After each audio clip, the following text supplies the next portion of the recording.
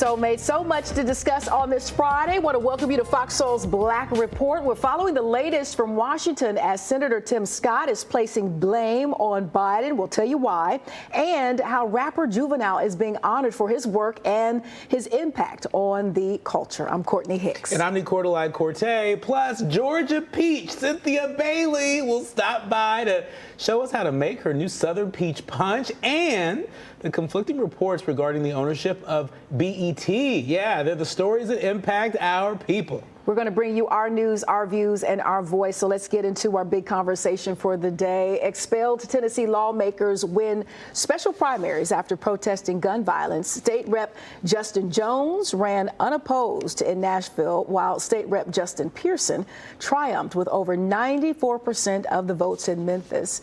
Both lawmakers, along with a colleague, were expelled after demanding action following a tragic shooting. They were reinstated and will compete in the upcoming special general election in August. Definitely some big news as of late. Very big news. And, you know, we've had Representative Justin Pearson right here on Fox Soul's Black Report. And anybody that has a chance to spend any time with him, it's very clear this brother is walking in his purpose.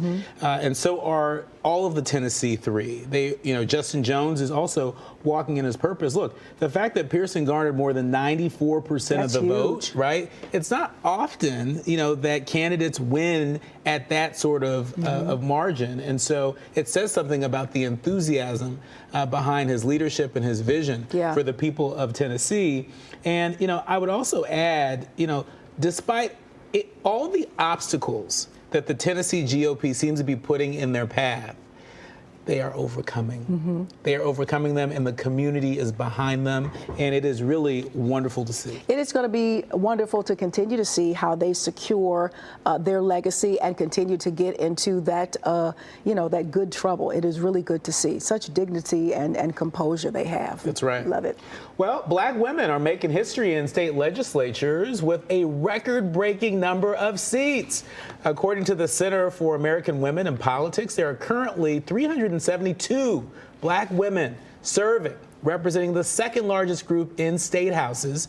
While progress is evident, some states have seen declines in black women legislators. Now, despite representing a larger proportion of the population in some states, black women remain underrepresented in political offices. Challenges such as racism and sexism persist, but efforts to recruit and support black women candidates are contributing to their growing power and influence. Listen, just unprecedented strides, if you will, and culminating with the seating of Justice Brown Jackson, which to me was kind of like the exclamation point to the accomplishments of Madam Vice President.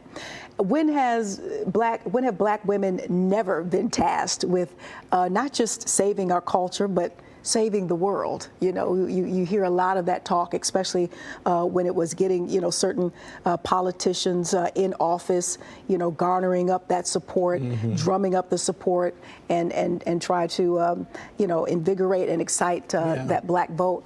We've always been at the forefront of that. Well, I remember when now Mayor Karen Bass of Los Angeles was Assembly Speaker Karen Bass, and she was the first African-American woman to lead a legislative body in the country. And so just in our lifetime to see, this sort of energy, seeing black women in leadership in the legislature, we love to see it. Absolutely. All right, Justice Department officials are expected to announce the findings of a 2-year investigation into the Minneapolis Police Department's practices following the murder of George Floyd. Now, the inquiry, led by top officials, including Attorney General Merrick Garland, will be revealed during a news conference in Minneapolis. The investigation focused on policies, training, and accountability systems involving public input and community experiences. The announcement comes amid calls for police reform and national protests following Floyd's death. And right before we went on air, the 92-page Justice Department report was released.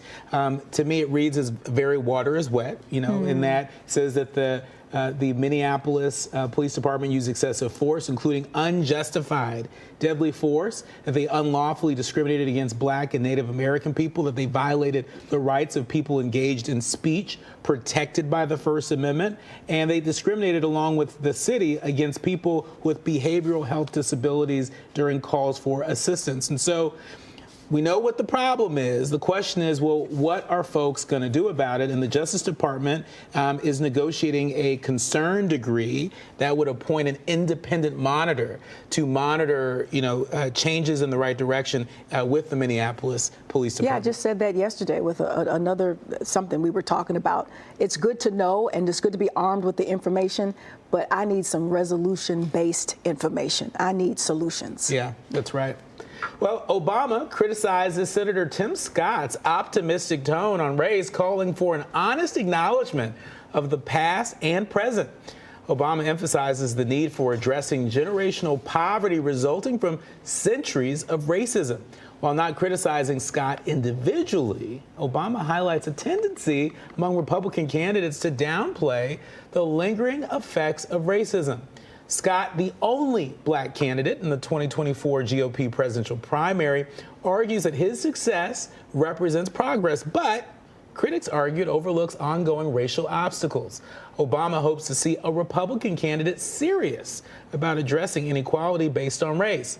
Scott responds, emphasizing America's potential for unity and progress. And keeping with Senator Tim Scott's belief in a post-racial America despite evidence of systemic racism is drawing criticism. Scott's claim that Republicans face discrimination comparable to Jim Crow is seen as exaggeration. As former President Trump faces indictment, Scott accuses the Biden administration of a double standard. Critics question the connection between Trump's charges and protecting Democrats. Scott's promises to address racial disparities and restore faith in the justice system are viewed skeptically due to his denial of systemic racism. I know you have a lot to say about this, Doctor. Listen, I mean, I think the story stands for itself. If you can't face it, then you can't address it, and you certainly can't solve for it. And I think that's the point that former President Obama is trying to make, is that, there has not been a Republican candidate, certainly not a Black candidate, that has been able to speak very squarely to the issues that we have reported on time and time again right here on Fox Soul's Black Report. I mean, look at the report that just came out of the Justice Department, 92 pages.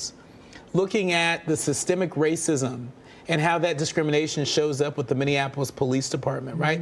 That was a report that was prepared after 2 years of an investigation, right? And so for Senator Tim Scott or any serious candidate for the Republican nomination for president, for them to act as if these issues don't exist and we just live in this fairy tale post-racial society, I don't think they're worthy of the office. Especially when you take into the account his backstory. I mean, a great story to success. He talks about from the cotton fields to Congress, very, an admirable story and a look at how you can, live a dream, if you will.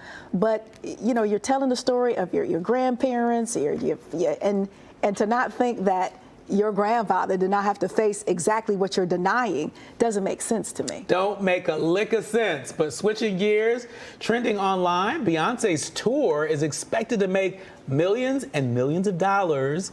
But is her tour bad for business? Yeah, last month, Beyonce opened her tour in Stockholm, and now she's being blamed for inflation in Sweden. Good Lord.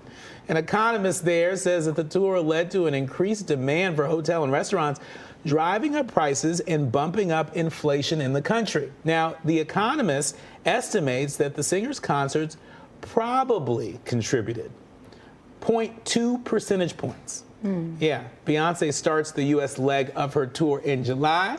I can't wait to see her in L.A. in September. We know. They're going to blame it on B. Listen, Sweden probably already had maybe a few issues. That's one of those countries they kind of just keep. I know Switzerland is like neutral, but I feel like Sweden just kind of sort of keeps to themselves and doesn't say too much. You would think that they would welcome all of that business, that Beyonce brings. It's not like they didn't know she wasn't coming.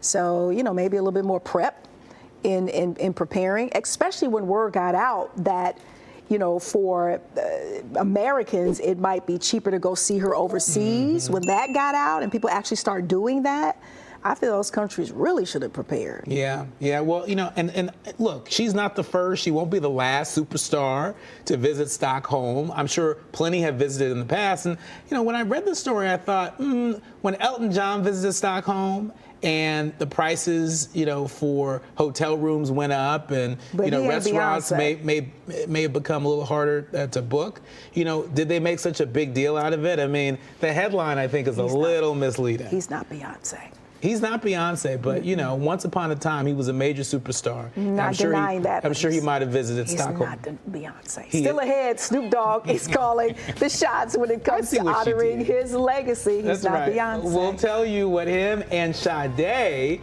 is doing, or should we say not doing, until next year. You're watching Fox Soul's Black Report. We'll be right back. John ain't Beyonce. I didn't say that he was Beyonce. I said he was Elton John. That's what I said. Well, welcome back to Fox Soul's Black Report. Well, a recent survey by ResumeBuilder.com reveals that more than 50% of American employers already offer or intend to implement a 4-day work week. Let's get it. Proponents argue that this shift can enhance job satisfaction and work-life balance while maintaining productivity. Trials conducted in Iceland and the UK demonstrated positive outcomes, including reduced stress and improved customer service. However, effectively managing challenges such as the potential blurring of work and personal time is crucial. The survey indicates a growing acceptance of the concept among U.S. employers who must carefully manage productivity, meetings, and compensation for successful implementation. All right, so there's a Bloomberg survey that reveals nearly half of financial professionals, that's 48.5%, are ready to find new jobs if their current ones require increased office attendance. Only 20% prefer working in the office, while the majority favor hybrid work arrangements. Despite job cuts in the financial industry, professionals prioritize remote work options and are comfortable with the prospect of unemployment. Remote work has also promoted diversity, benefiting women and non-white individuals. Financial professionals are determined to avoid extensive office presence and are willing to take action. Look, this is a big deal, and the cat's out of the bag because during the pandemic, we figured out that we could be just as productive, if not more productive, working from home. And I've said this before. We've reported on this story time and time again right here on Fox Soul's Black Report that everybody really wants flexibility. I don't know anybody who does not want to be able to have the kind of job where they can also tend to other aspects of their life.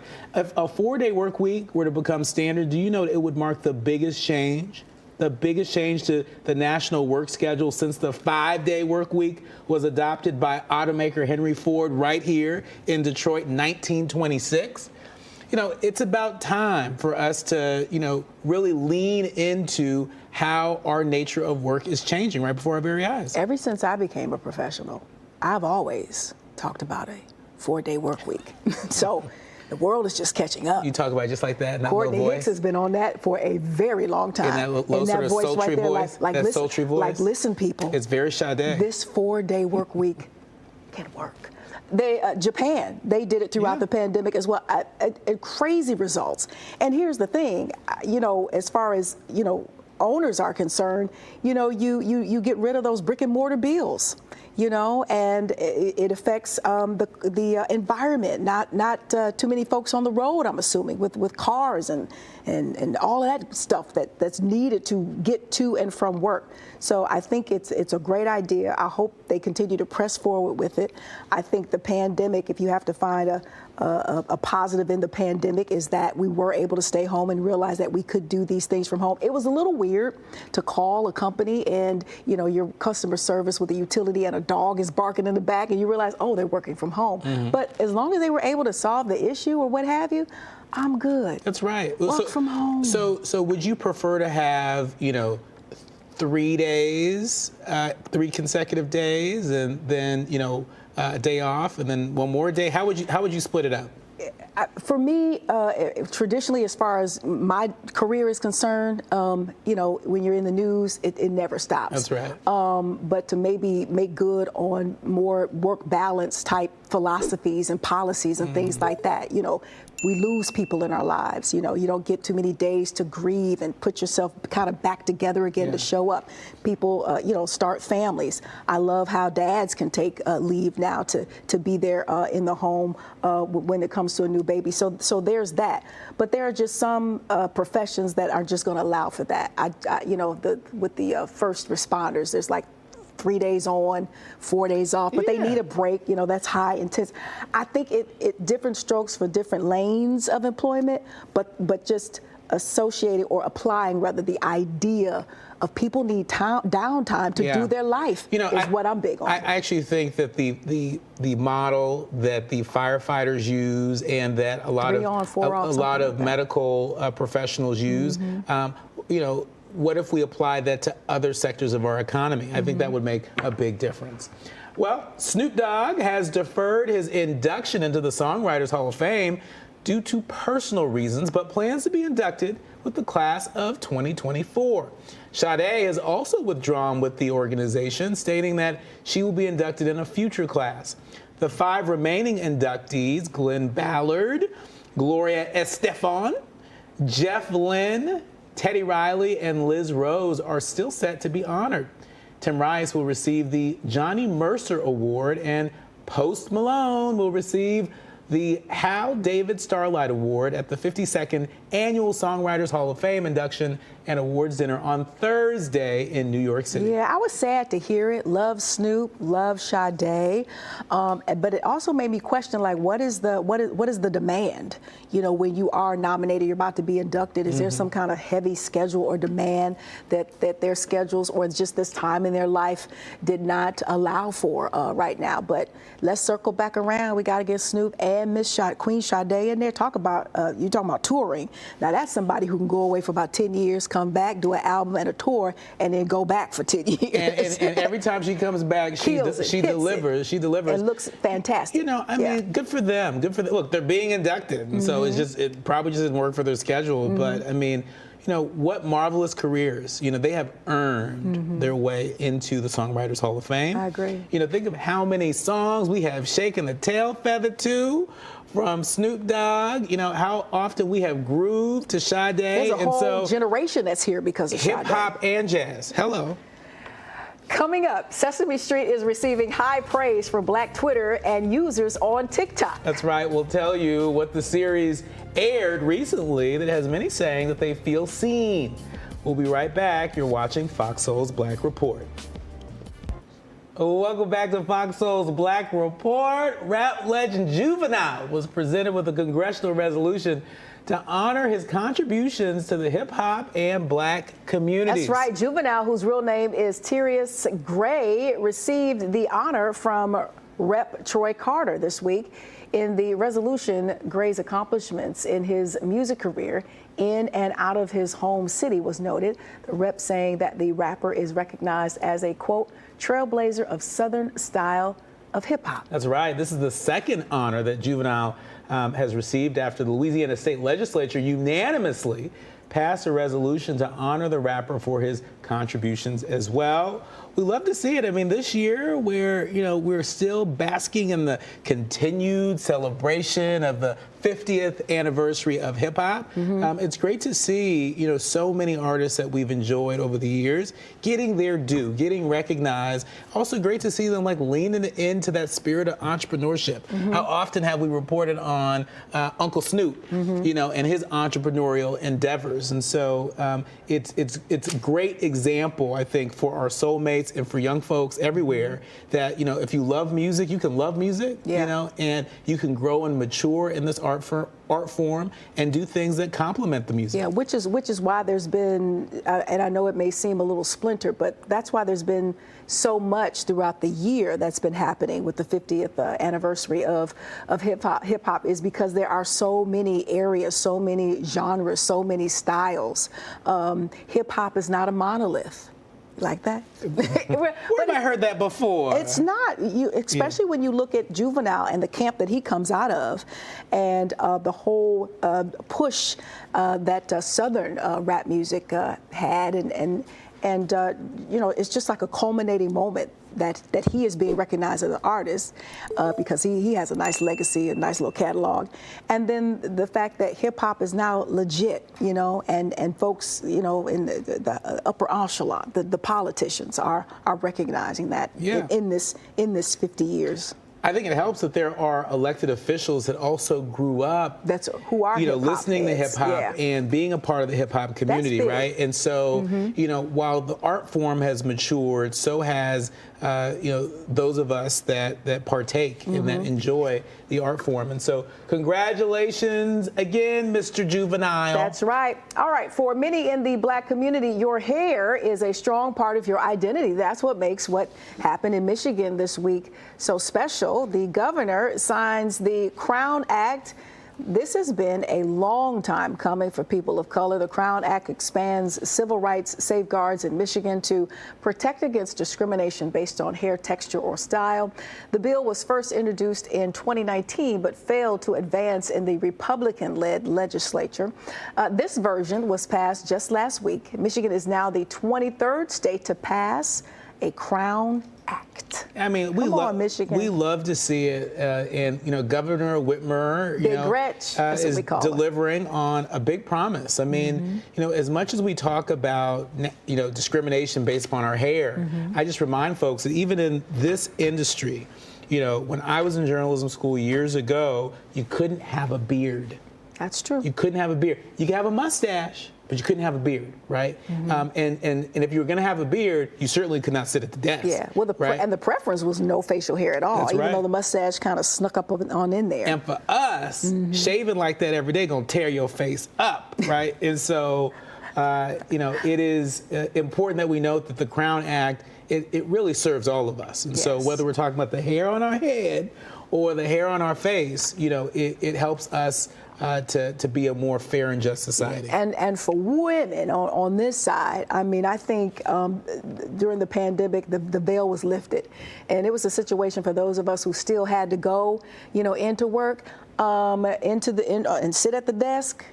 You gonna get this natural hair, or you're not gonna get an anchor. You're not gonna get a reporter. You're not gonna get, whoever else is on the air. So deal with it. And I think, for those employers who were kind of dragging with that, I think the pandemic was like, okay, all right. Even though the hand was forced, I think there was another level of realization in regards to this is how we come.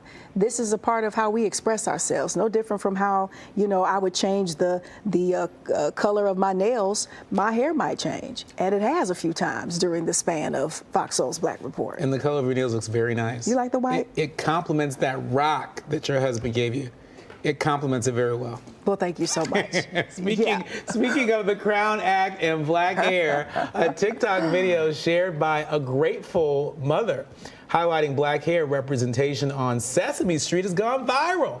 The long-running children's program has never shied away from being inclusive of all people and had one mother overjoyed by its ability to still surprise us all. Take a look. Auntie rinses the regular conditioner out and puts leave-in conditioner in and detangles my hair one more time. TikTok user Jaime Beauty, that's H-A-I-A-M-A, Jaime Beauty, recorded a segment in which a black Muppet explains how her hair is cared for by her auntie.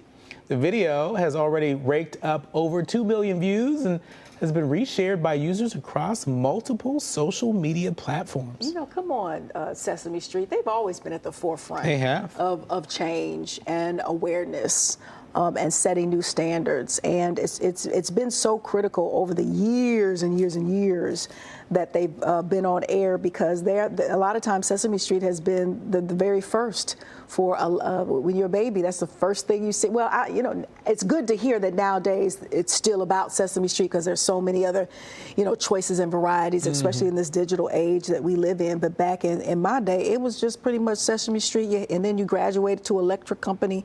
Yeah. But it's just good to see them still setting a precedent and being at the forefront of how we socialize our babies. Absolutely, and that's how they started. I mean, Sesame Street was started to reach Black and brown kids. Black and brown kids, that weren't getting an adequate education in schools, and so it was intended to supplement that. And the fact that Sesame Street has been running as long as it has, that it's been intergenerational in terms of the kids that it served. Diverse. That's a big deal. That's a big deal. And so, for Sesame Street, to socialize so many ideas that, a lot of folks, might say, well, I don't want my kid learning about that. I don't want my kid, exposed to, a potential gay Muppet, or I don't want my kid exposed to, a black Muppet talking about hair, right? They've done a really good job socializing ideas that are appropriate at kids' age levels. They've done a really good job doing that. And in turn, socializing these ideas with their parents. Who's your favorite Sesame Street character? I mean, who doesn't love Elmo? You're an Elmo guy? I feel like Elmo came later. Like, I just remember Big Bird, the Cookie Monster, the Grouch, like Oscar. Is Dracula? Am I on the right? I might be going. Yeah. The Count. The Count. Yeah. Those are like original. I feel like Elmo was later. Well, I remember you asked me which was my favorite character. I'm sorry. I did. So I said Elmo, but who doesn't love Bert and Ernie? Of course. And who doesn't love Big Bird? I said this before on one of our very first shows that one Christmas, all I wanted for Christmas was a Teddy Ruxpin, and I didn't get Teddy Ruxpin. I got Big Bird. And this is where you put a little cassette in Big Bird, and the Big Bird would talk to you, right? And so, I have an appreciation for Big Bird. Are you hurt because of that you didn't get a Teddy? Did you get over the fact that you didn't get a Teddy Ruxpin? Those were hard to find that year. Teddy Ruxpin, but even before that, Cabbage Patch. Yeah, I made peace with it. In my day, it was Cabbage Patch. I'm just saying, if there's a soulmate out there that has a vintage Teddy Ruxpin, if you tag me on Instagram, I might be interested. But let me tell you, the new ones don't look like the original ones. Not the new ones look demonic. The eyes are. You're going to have the toy store reaching out to us. Well, I'm just saying. Up next, summer is here, and soulmates, we are outside in such a kind of way. But we need something to sip on while we're in the sun, right? That's right. We outside, but we have no fear. Georgia Peach and supermodel Cynthia Bailey joins us to show us how to make this summer's hottest cocktail. You do not want to miss this. Come on back. You're watching Fox Soul's Black Report. Welcome back to Fox Soul's Black Report. Well, summer is here, soulmates, and we outside. All the way outside. Okay, it means we need to have the right cocktail to welcome in those vacation vibes. Here to show us how to get into it, how to get into the spirit, and make her new Southern Peach Punch is supermodel, actress, businesswoman, Queen C, Cynthia Bailey. Welcome to the show. Hi. Hey. Hi. Good to have you just here. Gorgeous. I just know. gorgeous. Amazing. Come on, light.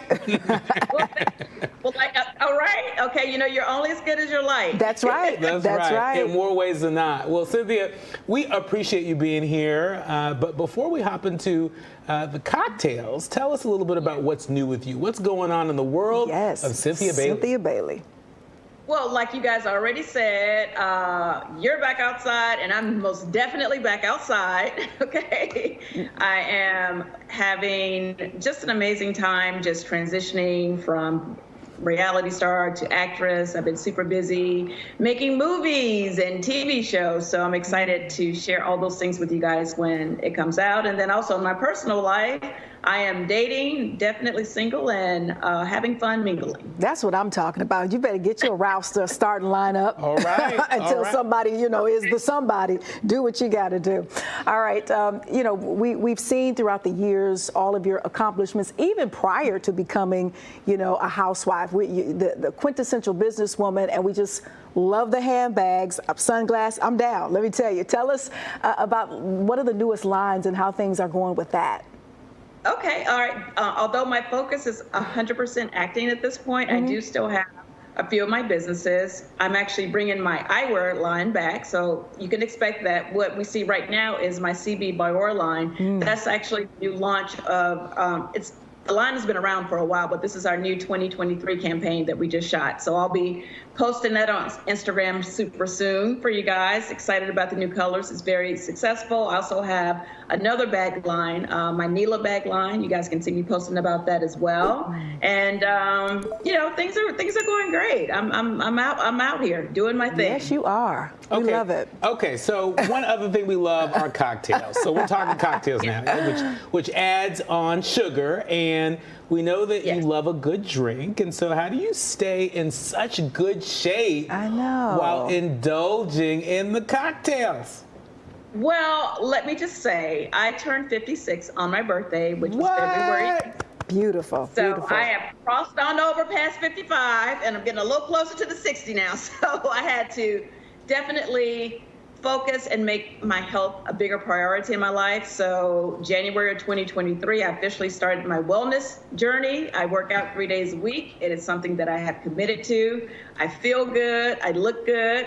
And, I just had to make that life change. But getting back to the cocktail part of it, I am definitely, again, when you are a woman of a certain age, or you're lucky enough to live a certain amount of years, you just want to celebrate life. And I feel like, I'm at a point in my life where I'm always looking for a reason to celebrate. Just waking up in the morning is a reason to celebrate. So what better way than to celebrate than with my Seagram's Escapes? My summer drink choice is our Peach Bellini Ombre Punch. Oh, we love it. Now, you've been in partnership. You mentioned Seagram's. You've been in partnership for a little bit, and now you have a new summer drink to tell us about.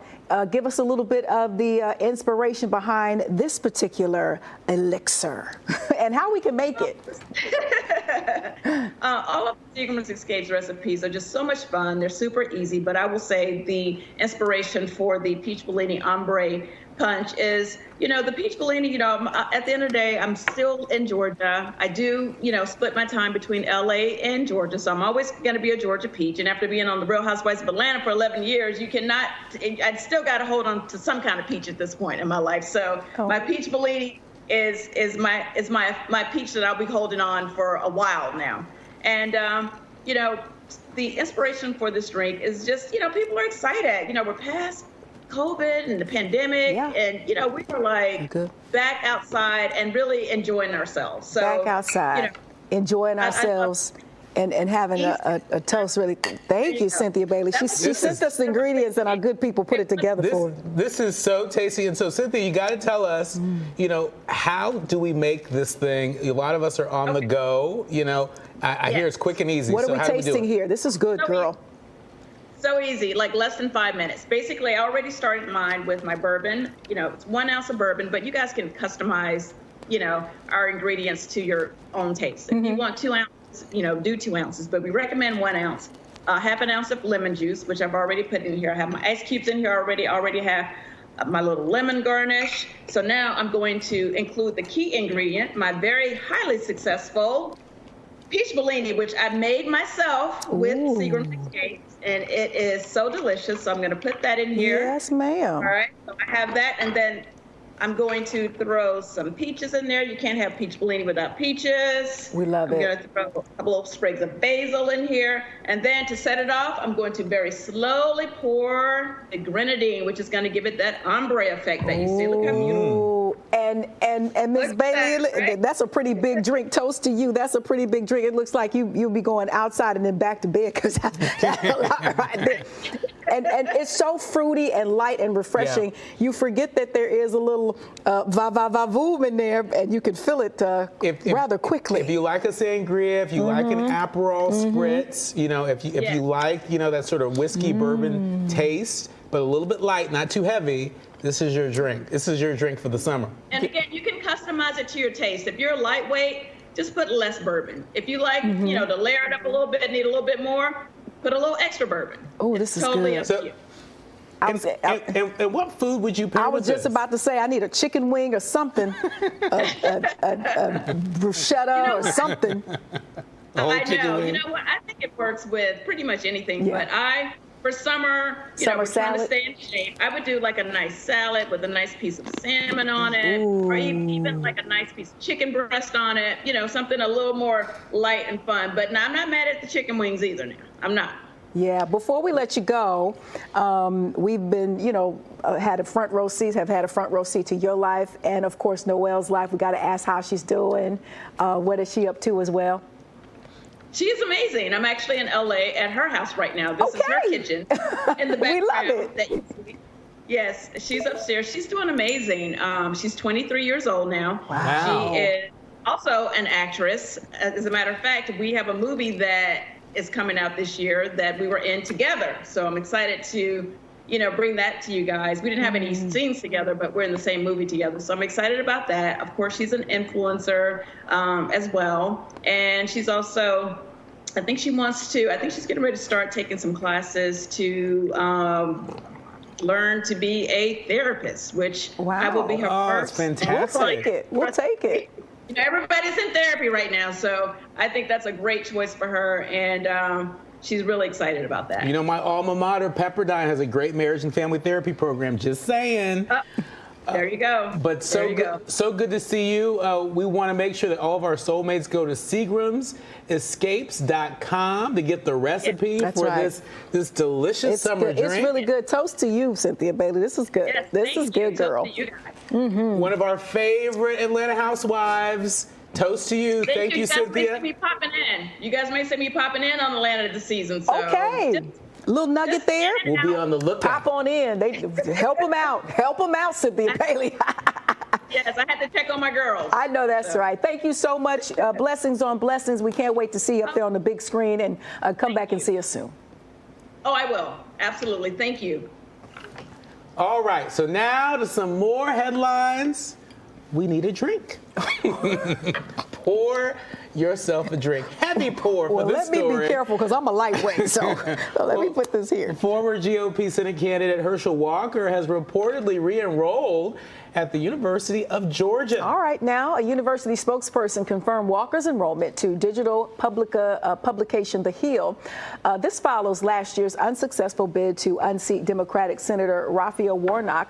The former NFL star initially claimed during his campaign he graduated from UGA with a bachelor's degree in criminal justice, but later acknowledged he left the university during his junior year to join the professional football league. Well, look, going back to school is a good thing, no matter who you are. Sure. And, you know, I think part of what caught people off guard here is that Herschel Walker lied so much about his education before, right? And so to some, this almost feels like a walk of shame because, you know, here you are acknowledging the lie. But look, we all have an opportunity to do better than we did the day before, and Herschel Walker is no different. I would agree, and maybe going back to school and legitimizing himself, hopefully that does some good. I would hope that he would just stay out of the political arena and leave that alone. But it really brings to question, the GOP and a viable, it looks like they've been searching for a viable black candidate. Obviously, there was a lot of question as to whether or not he was qualified. We're talking about Mr. Walker here, and we've talked today about Senator Tim Scott. So, I think it brings to mind, like, who? And I think that question is still to be answered. And when you look back at the Herschel Walker story, we definitely know it wasn't him, but that was their attempt to find a who. Yeah, well, look, it's not AP Black History, but, it's school. Yeah. And so good for him. All right. This week, we told you about Vinnie Johnson and how he took his NBA salary and turned it into an empire. Well, this week, there's reports that an NFL player has done quite the opposite. That's right. It's being reported that one NFL player has lost over $8 million from gambling. During an episode of Mike Florio's sports talk show, he broke the news, but would not identify the player. It all came to light after a guest introduced the idea of the league allowing players to gamble legally on sports, so sports books can continue to benefit from the major contracts of inexperienced players. Now, as long as they don't wager on the league in which they compete, the NFL allows its players to partake in sports betting. He lost $8 million. I don't know if he could afford a drink, but he would need a drink for sure. $8 million. Look, not everybody makes it to the league, whether we're talking football, basketball, what have you, baseball. And when you do, I feel like it's such an honor and a privilege. I mean, of course, it's a testament to your ability and your talent. But, where else would he have went? And I'm not trying to doubt his skill set and have made $8 million. Not to say it's not possible, but the way he was able to make it based upon some God-given talent. And, I know that gambling is also deemed as an addiction. But outside of that, where's your village to say, man, save your money or get some help or stay away from the gambling, the casinos. That is a blown opportunity as far as creating generational wealth, as far as, all the things that you were destined to do with that type of a head start, with that type of a financial foundation. Yeah, but, we see that often. I mean, there are a lot of people who win the lottery and end up broke. Mm-hmm. There are a lot of people that come into lots of money and end up broke. And so, this is sort of in that category, and financial literacy, it's important, and without it, folks are destined, mm-hmm. For these sorts of outcomes. And so, hopefully this is a cautionary tale to all of our soulmates out there watching. But this was like blood, sweat, and tears. It's tough to get in that league. That lottery thing is like just pure luck, so it's just unfortunate. All right, also this week, we reported on how Tyler Perry is the front runner to own the network, the BET network, and then there were reports that the deal was confirmed. Yeah, as many online started to send congrats his way, there are now conflicting reports that the deal hasn't happened. Yeah, if and when the deal closes, it would make him the first African American to own not one, but two major television networks. The first time BET will be Black-owned again in over a decade, and the first time VH1 would be Black-owned. Yeah, so it's important to note that Viacom, BET Networks, Paramount Global, and Perry himself have not made any announcements confirming the news, but I'm telling you, Corte, if it were in fact true, if it's coming to truth, then Tyler Perry deserves a toast. And if you're wondering why we have drinks on the set, it's because if you're just joining us, former housewife Cynthia Bailey joined us with her new summer sipping elixir, and we still have a little bit around. And it's our last day, and so we said, why not? I know you're doing a lot of sipping here too. I got to slow down because I'm a lightweight. Look at this, y'all. Y'all see this? I can't. I feel it. What is this, bourbon? Did she say bourbon? It's not velvet. It's bourbon. Back to Tyler Perry. I hope all the rumblings are true. I hope that maybe they're in some secret room somewhere putting it all together, and that eventually they'll make some sort of announcement. The business sense in me says it's just, they might have crossed paths, might have entertained some things, but nothing concrete, because I think they would, if there was something in the making or a little bit more concrete, I think they would, maybe say something to hush all of the talk, you think? But I also think they're not going to allow the public to dictate the negotiations. Yeah. This is a major negotiation, and the fact that, they're still in negotiations, it seems like, is a good thing. I just think we're all excited. We don't see enough Black-owned media outlets, certainly not the size of BET and VH1. And so I think part of why folks are jumping the gun here is we're just so excited that at a time where we see what feels like a divestment from Black media platforms, that potentially there might be new investment, dare I say more investment, in a black media platform that we are all familiar with, BET, yeah, and we're just excited. You know how we do. We love to speak things into existence. Well, we're speaking on it. That's right. You know, Tyler or Byron or 50 or Diddy or all of the above, because remember we had the NAACP SVP of the Hollywood chapter on that was proposing black equity television, sort of ripping off of the Green Bay Packers model there. So we'll continue to keep our eye on that. But still ahead, it's our favorite segment, Black Excellence. And today, we promise you, it's extra special. It really is. We'll tell you all about how one team is working hard to leave a lasting impact on the culture. You're watching Fox Soul's Black Report. Somebody come take this from me. Cynthia Bailey, I love you, but you got to come get this. I can't do it. This guy needed a Cynthia Bailey cocktail every day. Welcome back to Fox Soul's Black Report. It doesn't get any better than Father's Day and Juneteenth in the same weekend. So how and where to celebrate Juneteenth across the country, you ask? Here we go. The earliest documented Juneteenth celebration took place in Galveston, Texas, back in 1866. The birthplace of Juneteenth festivities have continued every year since the first one more than a century and a half ago. Let's go to D.C., where some of the district's leading cultural centers will hold events. In New York, Juneteenth NYC will host the 14th annual Juneteenth NY Festival from Friday, that's today, through Sunday. Yeah, and don't forget the Philadelphia Juneteenth Parade and Festival. It's held annually in West Philadelphia. Chicago will host the 4th annual Juneteenth Family Festival. And back in Los Angeles, hey LA, the 2nd Juneteenth Global Celebration of Freedom concert also takes place Monday with performances by Kirk Franklin, SWV, and Jodeci, with a live broadcast by CNN. LA always showing out. LA is showing out. As we should. And do a little Googling if you don't understand, you know, the story in Galveston and why Galveston, Texas. Take a little time this weekend to read up on the birthing, if you will, behind Juneteenth. It is heartbreaking yet inspiring at the same time, and why we gather as a country to celebrate this day, why we've been pushing to make it a holiday. It is one of the more significant observances for our culture. So read up on it if you're not pretty sure on what it's all about. Yeah, and you know, if you're really down with freedom and justice for all, this is also a great weekend to reflect on that and reflect on what we can all do to help usher in an era where that is true, freedom and justice for all. And I talked earlier about some of my Juneteenth experiences, and I just want to shout out Buffalo again. We know the pandemic disrupted a lot of those festivities, but my brother Jay Hicks, who works in radio, was there managing WBLK, I believe it is, and went in for a summer and just had a time. We had a time.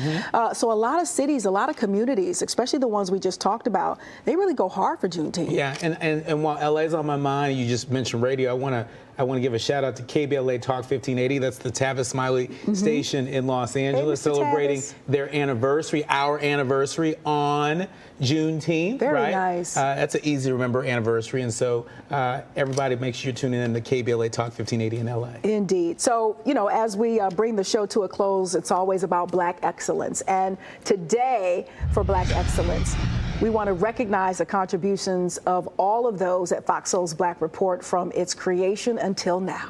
That's right. As many of you know, today is our last show, and we cannot express how much we appreciate and thank all of you for welcoming us into your homes and onto your devices each and every day. Good, bad, or indifferent. So for me, this was next level, you know, coming from radio, being a part of newscasts pretty much on the couch, and then somebody believing in me saying, hey, we could put her in the anchor seat. This works, you know, and, you know, this is network. So it felt very next level. I tripled my salary. I was able to come back home. Who knew I'd be back at home in Detroit? Who knew that they were going to bring Operation stations here to Detroit, Fox 2, an incredible family. I'm very blessed to have a husband who can live nomadically and just, hop around all these different cities with me, but an absolute pleasure.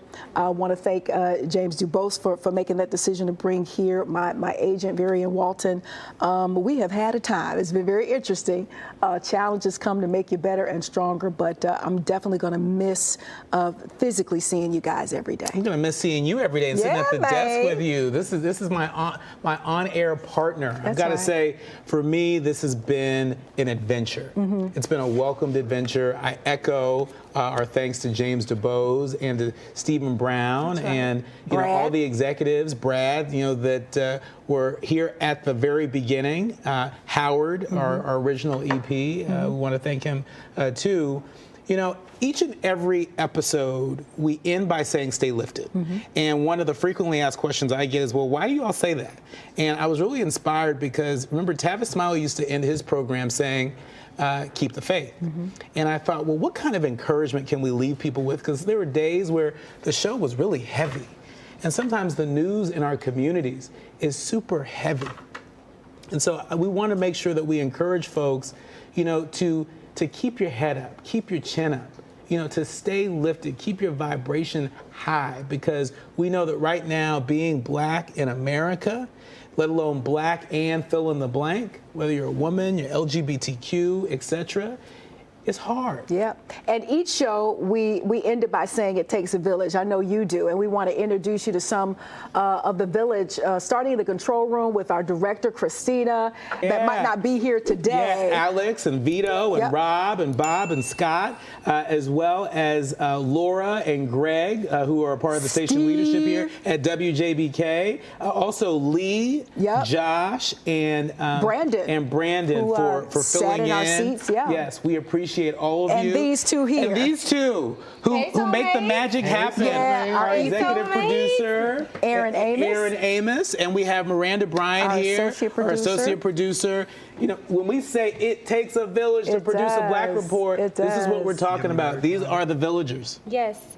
So Soulmates, I just want to say it was an honor, it was a privilege to deliver the news and do something so beautiful and so amazing for the culture. It was a dream come true, and I'm just so excited for the future. Guys, I just want to say thank you guys so much for everything. It's been an absolute pleasure to come into your home and deliver the culture to all of you all.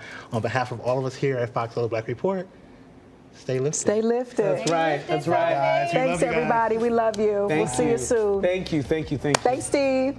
Thank you, Denver. DZ, a.k.a.